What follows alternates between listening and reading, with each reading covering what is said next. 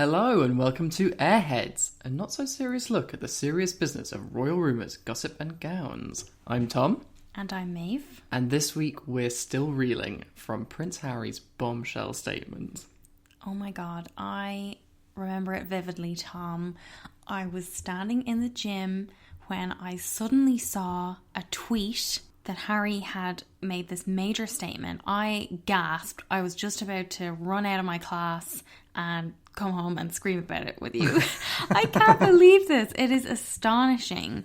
So basically, on Tuesday evening, Harry and Meghan announced that they are going to be suing the Mail on Sunday newspaper for publishing a private letter that Meghan had written to her father. We first heard about this letter last year when 5 of Meghan's close friends gave anonymous interviews to People magazine, and they revealed that Meghan had written a letter to her father after her wedding in which she asked him to please stop victimizing me through the media so we can repair our relationship, and said he had broken her heart through these repeated interviews he was doing. Thomas Markle obviously ran straight to the Mail with this letter, all 5 pages of it, and the Mail on Sunday published extracts from it, which Meghan and Harry said were significantly edited. Yeah, and that's kind of the 2 main points about this. One is that they published this letter without her permission, and 2, that they published selected bits that they say kind of gave a false impression of Meghan's character.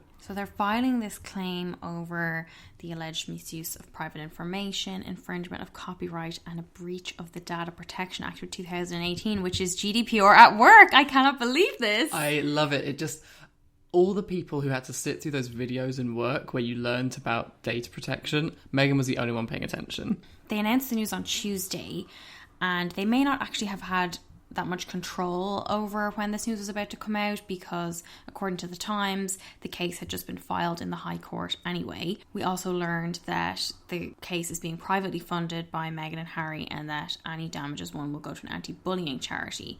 But the main thing that everybody's talking about, and the part that was so shocking, is that along with this announcement there was a very lengthy and extremely passionate personal statement from Prince Harry, which, according to the Times, he wrote himself without the help of any of his staff. It's not the first time Harry has defended Meghan publicly. You probably remember back when they were first dating in 2016, he issued another very emotional statement where he condemned the racial undertones of comment pieces and the outright sexism and racism of social media trolls and web article comments. It also had a line in it that I thought was very upsetting. Prince Harry is worried about Miss Markle's safety and is deeply disappointed he has not been able to protect her. That must be amplified by 1,000 in this case. Like, he must feel so upset at how all this constant treatment, the constant attacks on her, and that he can't do anything about it. When he wrote this first statement, he said that the reason he was issuing it was in the hopes that those in the press who've been driving this story can pause and reflect before any further damage is done. But clearly he feels that hasn't happened and he had to take further action. Yeah, he warned them, and they should have seen this coming. Enough is enough! They start, or rather Harry starts, by expressing his belief in media freedom and objective, truthful reporting. Yeah, and then once he's got that out of the way, he plunges in. He denounces what he calls a ruthless campaign against Meghan. He accuses the tabloid media in particular of bullying behaviour, which destroys people and destroys lives with continual misrepresentations. It's very emotional, though, the language in it. He says he cannot begin to describe how painful it has been to read the relentless negative stories about Meghan, and he emphasises that much of this was when she was pregnant and a new mother. And I thought it's interesting that he says, we have continued to put on a brave face as so many of you can relate to. I mean, like, in general, sure, but also I wonder, is that a little bit of a nod to Meghan's particular circumstances as a biracial woman and an acknowledgement of the disproportionate abuse that black women face simply for existing in the world? Yeah, and this was so devastating, I thought, for me, when he went on to say, I've been a silent witness to her private suffering for too long. To stand back and do nothing would be contrary to everything we believe in. So this idea then for Harry to be standing up rather than standing back, I think, is very important. And you read it and it's so clear that he's seething, you know, that rage is vibrating off the page practically.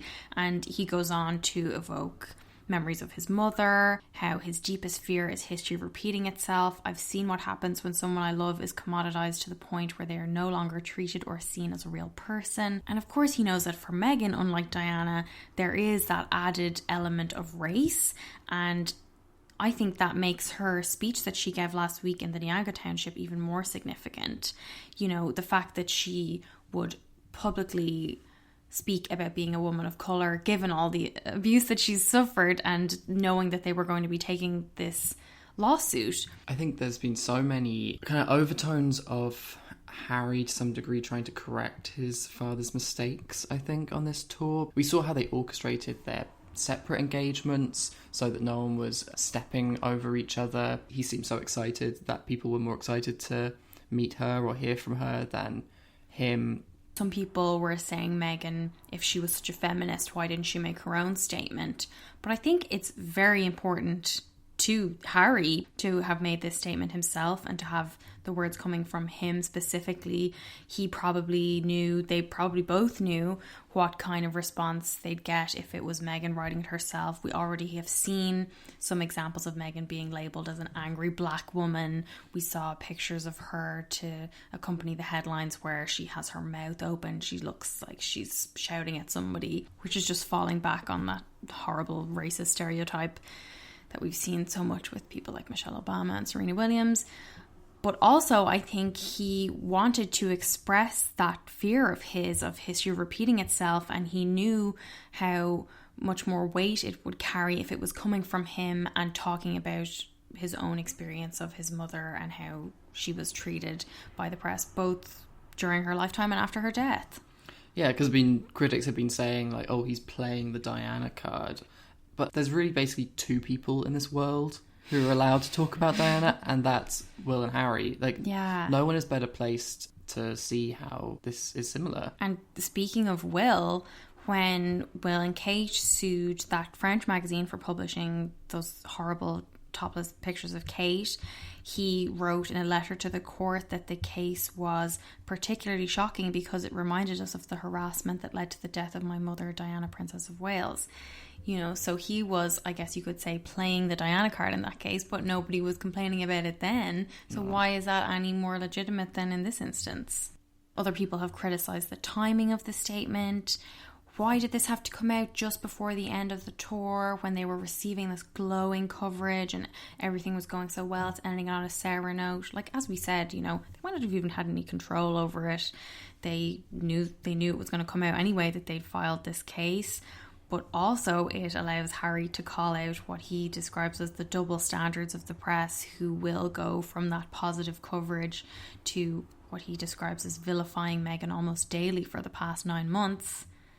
And then what I think is the real power move is that after this statement, they knew there was going to be another full day of engagements. They were going to have to be face to face with these reporters for another day. How incredibly awkward that would be for them, but also in terms of the coverage that was going to come out of it, that they would be seen to continue to be working, to be moving on with it, just getting on with their job, you know, unbothered, as they should be. It takes away any kind of possible retaliation that they're holed up in Frogmore Cottage, just kind of taking pot shots out at the media. Yeah. They're very publicly at work. I think, though, there was one line in it that seemed to be directed not so much at the press, but at members of his own family, where he says, though this action may not be the safe one, it is the right one. That really stuck out to me when I was reading it, because I was wondering, what did he mean?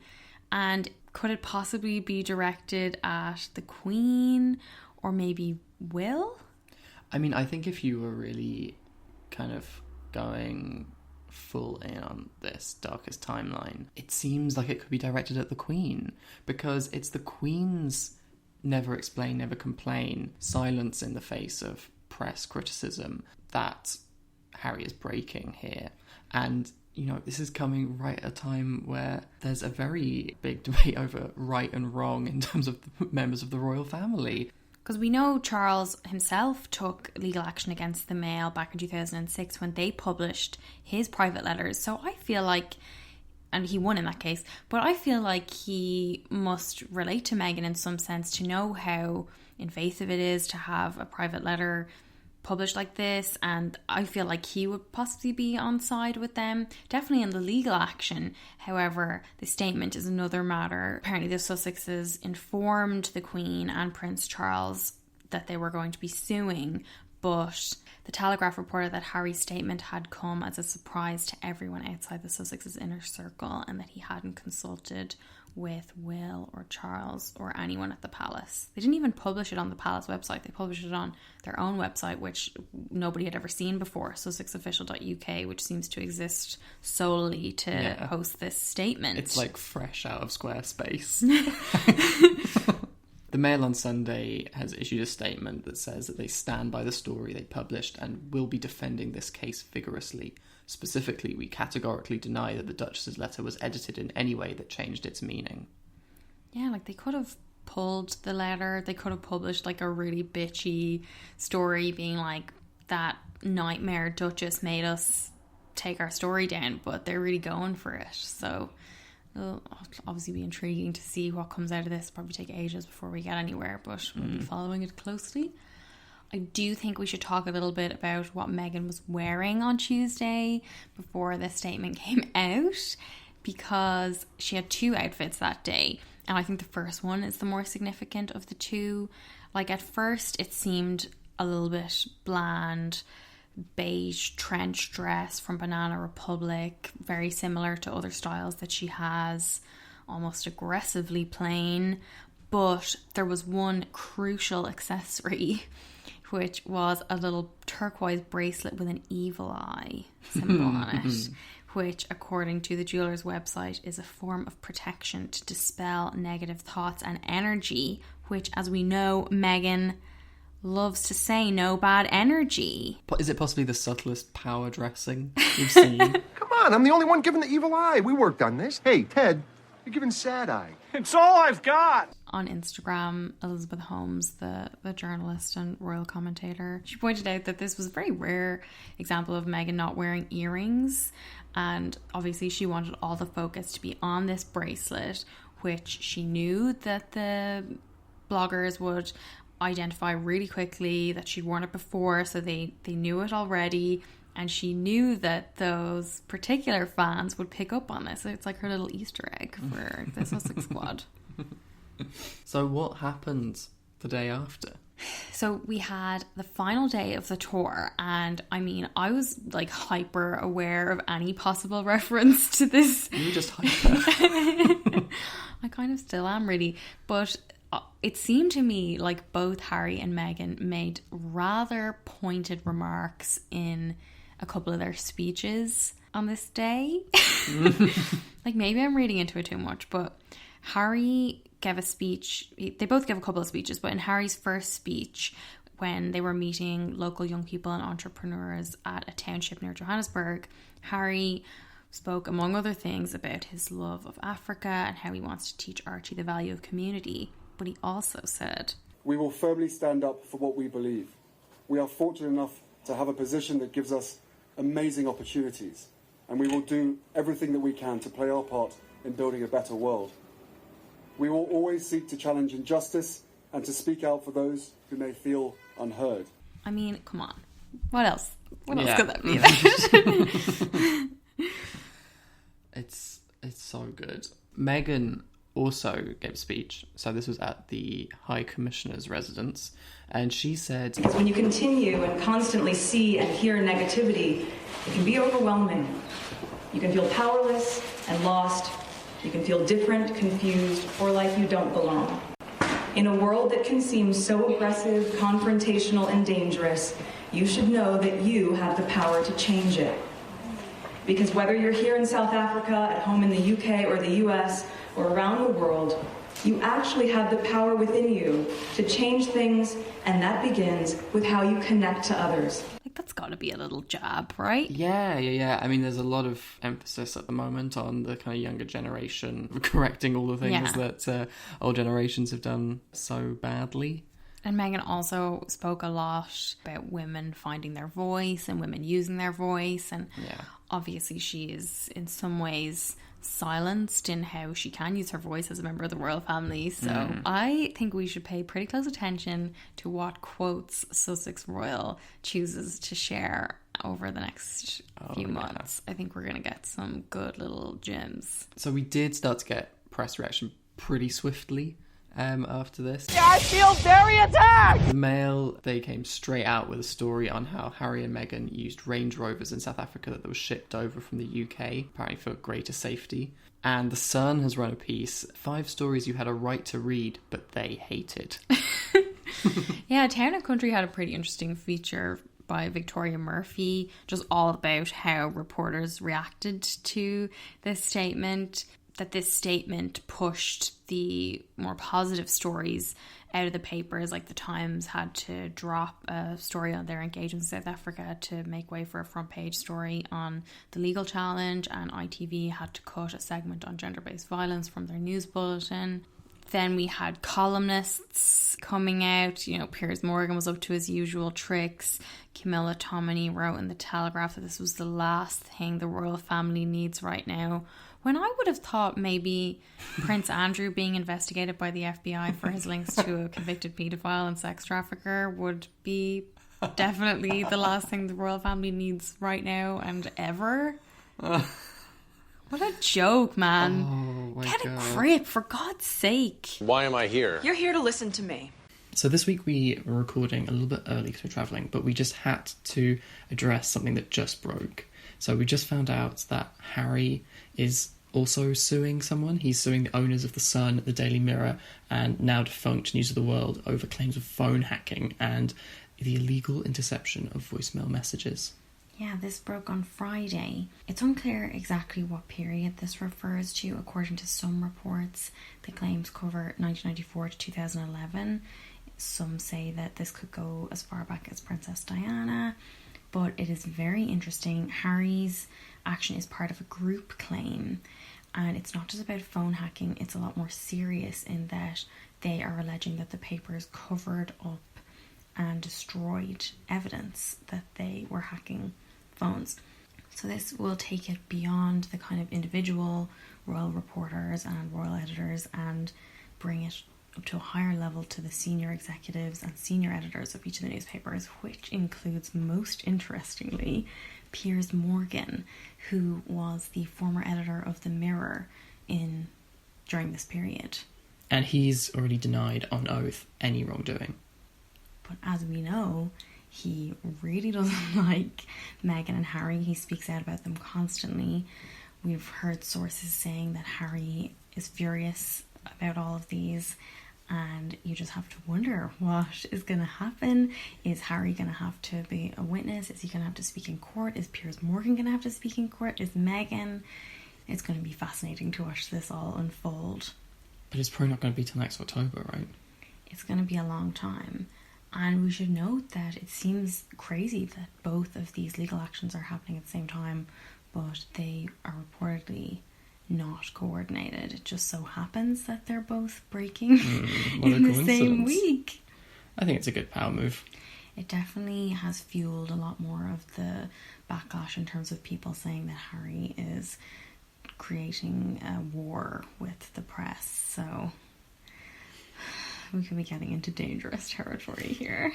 Take notes, I'm not going to repeat myself. Meghan was happy to speak to the press pack earlier on Tuesday, that she gave a pooled interview in which she said, "Oh my goodness, well, we're doing well. I think the schedule, they've been very kind to me because everything's based around Archie's feed times. So it's a full plate, but we're making it work. It's worth it." I think this is interesting because it seems to me that Meghan is making a point that she's breastfeeding and pumping. So a lot of the clothes that she's chosen, which she has been criticised for wearing too many shirt dresses and trench dresses and stuff like that, but obviously those kind of button-up style outfits will better accommodate her having to breastfeed and pump. Did you heard as well, like, the videos with people chanting, "We love you, Meghan," and screaming for her. Yeah, like proper rock star reception. Yeah, like it didn't sound like people were in any way disappointed. Yeah, I loved her private engagements on Monday that we learned about later through a few posts on Instagram. This whole visit was one of my favourites of the whole tour. She went to Victoria Yards, which is a creative hub that brings together local artisans and charities and startups supported by the British Council. So that's the link there. And Meghan met a lot of artisans and musicians and members of this community. She also tasted some vegan sorbet. And the company Sorbet Frozen posted on Instagram that she had tasted the pumpkin chai spice and strawberry tropical, which great detail. Love those kind of details. Of course Meghan would love a pumpkin chai spice ice cream. It's like just that line between a pumpkin spice latte and like something quite artisanal. Well, yeah, pumpkin chai spice vegan sorbet. Like, keep your Starbucks. But she also visited the studio of a jeans designer called Shepo Molala. I'm sorry if I've pronounced that wrong. But I love this whole story. So he posted on Twitter that 4 weeks ago he had received a call from the British Embassy requesting an order for Meghan. And he initially didn't realise who Meghan was. And then when he realised that it was Meghan Markle, he thought that his coworkers were pulling a prank on him. But anyway, he did create the jeans for her. And also, my favourite, a pair of denim dungarees for Archie. So cool, because they are his staple. They're his go-to outfit. God, we've only seen him a handful of times and already he has a style signature. I love it. Meghan's got the boat neck and the trench dresses, and Archie has already got his own little trademark. He's basically got his own line of dungarees at this point. Tishepo told Meghan, "The crown on my jeans represents the three ladies who raised me. Enjoy wearing this crown." Love that sentiment, and I'm sure she would too. Oh, yeah. He also gave an interview later to the Times of South Africa where he said that Meghan's visit for him meant world domination and that her eyes popped when she saw Archie's jeans. "I saw a mother who loves her child," which is so sweet and also incredible. I can visualise that so clearly. Those eye-popping dungarees. Meghan's just thinking, tap the image to shop the look. So she also dropped into Young Bucks, a small business creating books out of recycled materials. So she bought some notebooks and revealed that she used to teach bookbinding. What a fantastic little factoid about Meghan. I love this so much because I've done a very small amount of bookbinding and it just seems like such a, like, the people who teach it are so like relaxed and like into this like very calming process where everything takes like as long as it takes. Oh, it's extremely Meghan. Yeah, it's very meditative. I was very upset though that the Mail's report said a royal aide confirmed that the Duchess did used to teach a bookbinding class but was not aware of any further details. I mean, come on, we need those further details. I'm gonna have to go on the Wayback Machine and find the Tig post about this because I love that Meghan taught calligraphy, she taught bookbinding. A real Renaissance woman. She is such a crafter. I love it. We were speaking last week about our love of royal firsts. In that case, it was a denim jacket, and we got another exceptional royal first when Meghan was the first member of the royal family to use Skype. In public, anyway. So Harry was doing an event. He was meeting women at a college in Malawi, which was a part of a project supported by the Queen's Commonwealth Trust to ensure that girls obtain at least 12 years of quality education. But he knew that he was not enough on his own. He was not the main attraction on this tour. He said, "I know there's somebody else you'd far rather hear from than me. Hopefully, if technology doesn't fail us, you may see somebody on the screen." Tom, what is Meghan's Skype handle? Harry's reaction to her appearance on screen was absolutely adorable. He looked truly delighted. He loved that all the women were way more excited to see her than him. They burst into song. Meghan was clapping along with it. It was so sweet, I thought. You know, especially, as we said before, we know that Charles used to get very jealous of Diana and how popular she was in comparison to him abroad. And Harry just seems so proud of Meghan. And I guess you must be seeing how she's embraced by other communities compared to how she's often treated at home in the UK. Yeah. Did Meghan coach Harry in his Instagram takeover of National Geographic account? I mean, yeah, I feel like she's been coaching him on Instagram since the day they met. Their first date was a brand summit. Somebody who could do with listening to a bit of advice, Prince Andrew. He's been in Perth in Australia on Pitch at Palace business. So he was attending a boot camp for entrepreneurs held at Murdoch University. Yeah, he's been in Australia most of the week, but you wouldn't know it because he's been very evasive with the Australian press. Channel 7 said that Prince Andrew has avoided questions from the media in Perth amid controversy surrounding his links with Jeffrey Epstein, and that the media was invited only to take photos from a distance as he arrived at the university, while The Sun reported that the media has been barred from attending his second event on Friday. One thing we should note, though, is that Andrew does have one fan in Perth. I think this is just unbelievable. Like, I almost can't believe it. According to the Australian newspaper, on his visit to the university, Andrew was greeted by a single fan. Like, literally one person turned up. This woman, she's a teacher and a very devoted royal watcher. Her name is Renee Grulasic-Pullman. And even she didn't have all that much nice stuff to say about him. Yeah, she said that it was disappointing, the turnout, but noted that the controversy surrounding him and his links to Epstein had probably marred his credibility, which is a very mild way of putting it, but coming from a devoted fan. But she even conceded that he's fucked now.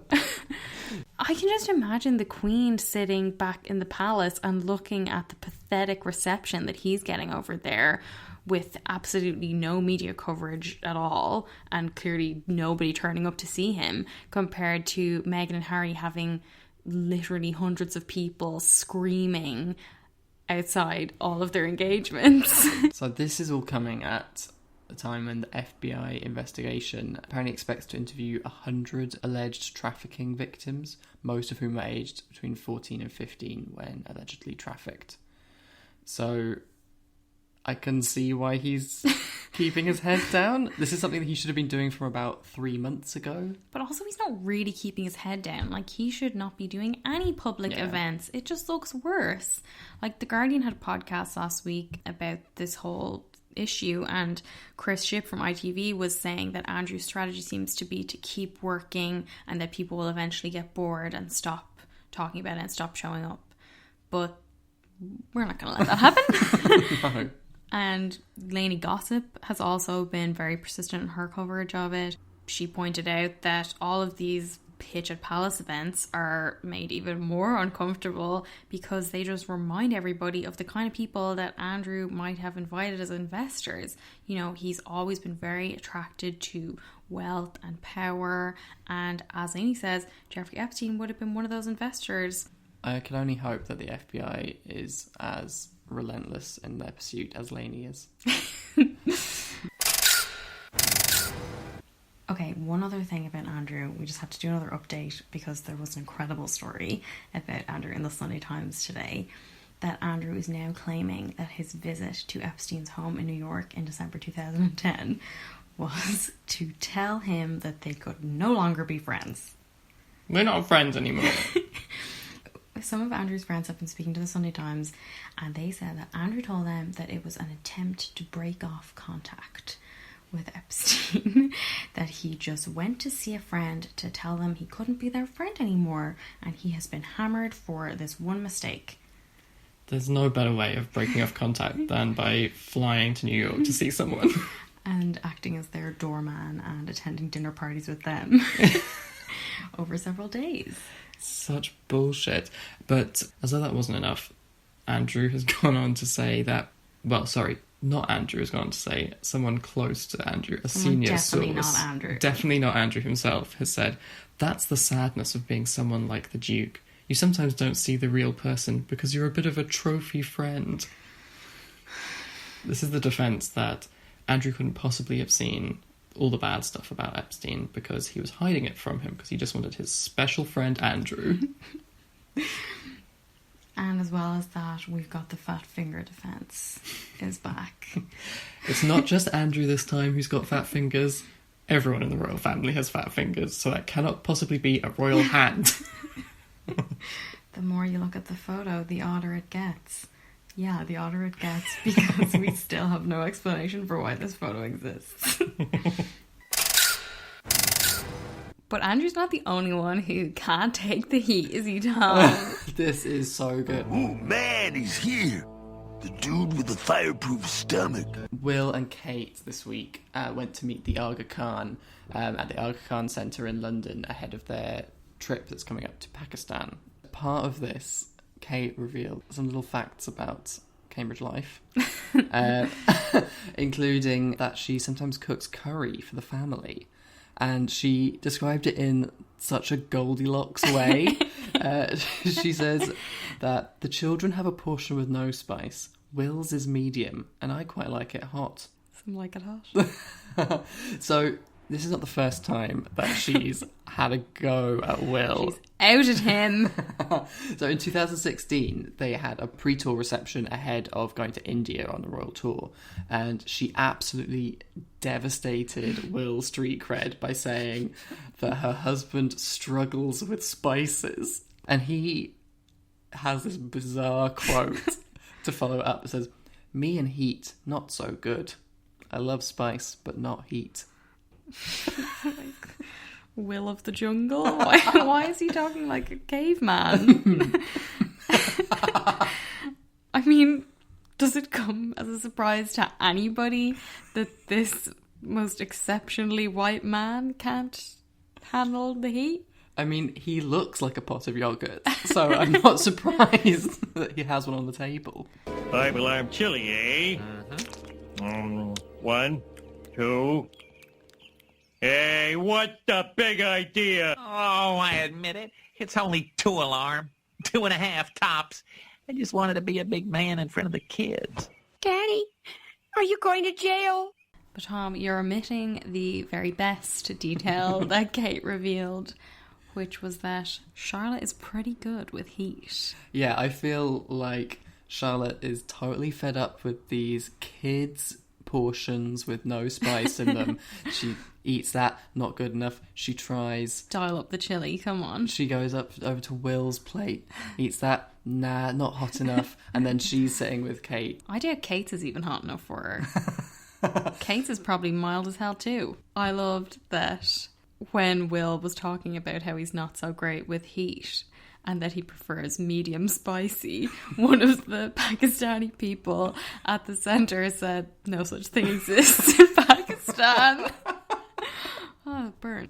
And amidst all this, Charles and Camilla were out and about. Finally, we got to see Camilla. I think you mean the Duchess of Rothsay. Her alter ego that she uses when in Scotland.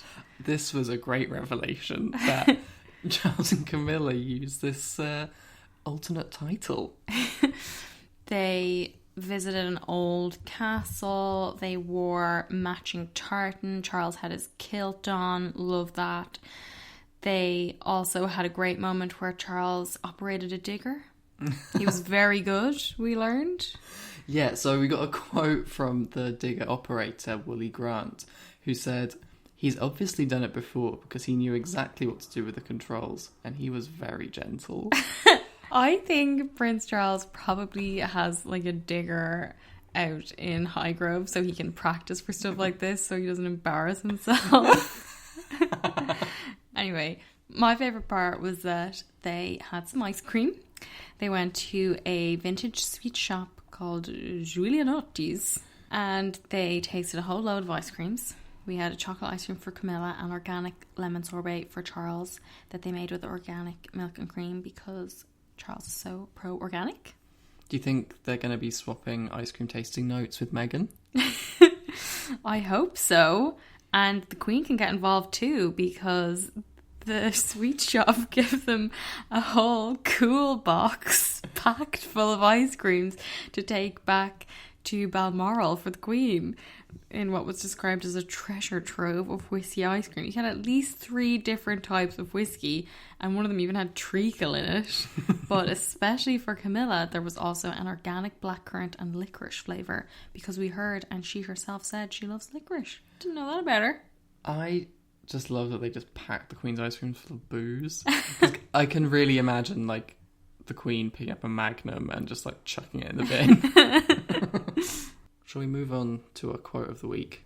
Oh, yeah. There's so much to choose from in this statement. Really packs a punch. I think the most powerful line was when he said, "My deepest fear is history repeating itself. I lost my mother and now I watch my wife falling victim to the same powerful forces." Yeah, I agree. This was very moving. Really hits home. Okay, what about your fit for a queen? I think we have different ones this week. Yeah, I think we do actually. So I am going to go with Kate. So this is the dress that she wore to meet the Aga Khan. It's a teal silk maxi dress by a Ross girl. And the belt, would you describe it as like a sash belt? Like a tie belt? Yeah. In a sort of emerald green. And then she wore it with dark green velvet shoes and a velvet clutch that matched. So it's a lot of greens going on. There was also green earrings. Green earrings as well. I was surprised that I was really into it. It was too many greens for me, I have to say. And I think the styling could have been a bit better. I wasn't so sure about those shoes. But I thought it was a lovely dress. Love seeing her in such a rich jewel tone. Rarely see her in colours like that. And also thought it was a kind of a preview of what she's going to be wearing on the tour of Pakistan. Very modest, the long sleeves, the high neckline, the maxi length. Yeah. And I liked, this is so Kate, that she got a jump on the sartorial diplomacy by wearing a pair of earrings, these green earrings, from a Pakistani shop called Zane. So she's been doing her research ahead of time. What about you? My fit for a queen has to be what Meghan wore to Victoria Yards on Monday. It was a navy blue vintage style shirt dress from Canadian brand Aritzia with red Everlane flats and also some great earrings that she had picked up from a local designer called Pachulik. But Tom, I mean, the minute I saw this dress, I bought it. Like, I just thought it was so good. I thought she looked lovely. It was great to see a bit of colour. It's probably like one of the only times we saw her wearing a bright colour with those red shoes, and the combination of the red and navy was delicious, and the earrings were just a superb touch. But I think we're agreed on our first in line this week. Oh, it's Harry. It's got to be Harry, I think. Harry impressed me so much this week. I think a lot of royal watchers have wanted somebody in the family to speak up for Meghan and felt like there was nobody standing by her, and all the criticism and the very vicious attacks that she's suffered since joining the royal family. And Harry just put his fucking foot down. I mean, it was probably against the advice of other members of the family, but he knew this is what he wanted to do, and he did it. And I say fuck advice from the rest of the family, because you know what? This reads to me like an Excalibur moment. This is, you know, if he can slay, sorry, I'm mixing my mythologies here, but if he can slay the dragon of the Mail on Sunday, then surely he should be king. I'd say that both Charles and Will are feeling a bit threatened. This is a man who is standing up for what he believes in. He's protecting the ones that he loves. I also feel like Kate and Camilla are probably swooning because it was so romantic. Yeah. Love Harry, love Meghan. Sadly, we're at the end of this tour. I really hope we see Meghan and Harry again soon. But next week we will have the top dog, the Queen, back to work. She, for some reason, is going to be visiting Merton, a borough of southwest London, next week for her first return to official duties. But she's also likely to get brought back into all the Brexit mess because Boris is likely to ask for another prorogation. Do you think she's going to ask Harry's help to write her Queen's speech? Yeah, we're probably going to get some more fallout from this statement, so we hope you come back and join us next week. In the meantime, you can find us on Instagram and Twitter at AirheadsPod and on Facebook at Airheads. If you like the episode, rate and review us wherever you get your podcasts. And have a great week. Bye. I've given dozens of these, and without fail, whatever new hotshot it is thinks that because I'm just a paralegal, that I will somehow be blown away by his dazzling degree. Let me assure you, I won't.